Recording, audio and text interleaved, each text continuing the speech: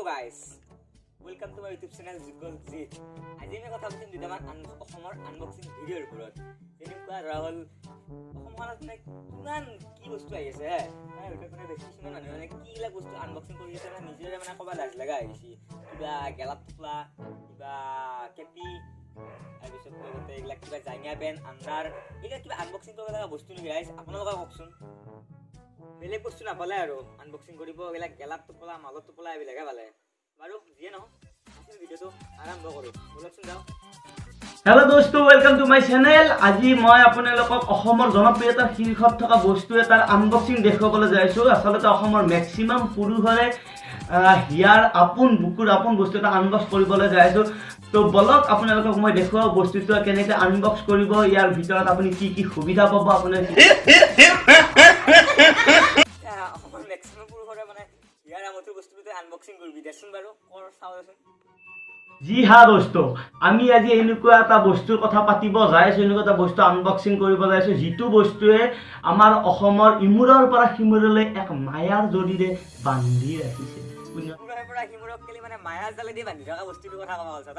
এই বস্তুটোৰ বিষয়ে মই কওঁ।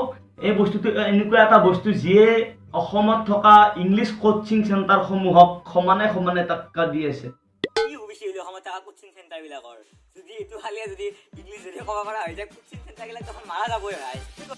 হা বন্ধুসকল, আজি আমি কথা পাতিম অসমৰ জনপ্ৰিয়তাৰ শীৰ্ষত থকা এটি প্ৰডাক্ট। সেই প্ৰডাক্টটো হ'ল আপোনালোকৰ সকলোৰে মৰমৰ, সকলোৰে চেনেহৰ, কম টকাত মজবুত খানা গেলা।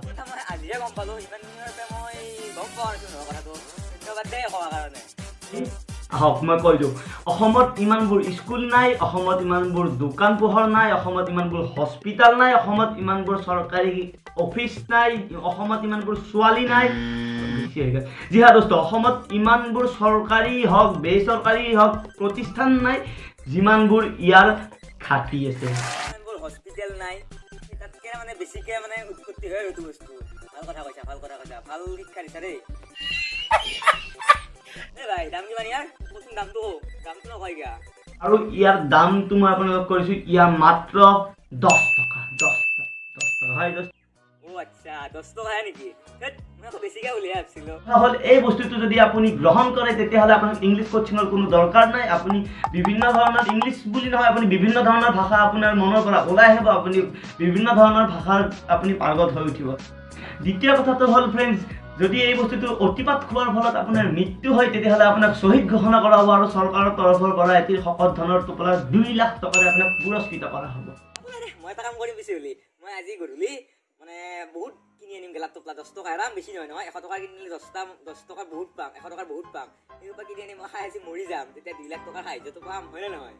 মই এটাই কথা ক'ম, মানে ফেমাছ যুৱকলৈকে যিকোনো বস্তু আনবক্সিং নকৰিব। তো গাইজ ভিডিঅ'টো আজিলৈ ইমানতে সামৰণি মাৰিলোঁ। নেক্সট আকৌ লগ পাম নেক্সট ভিডিঅ'ত। আজিলৈ ইমানেই।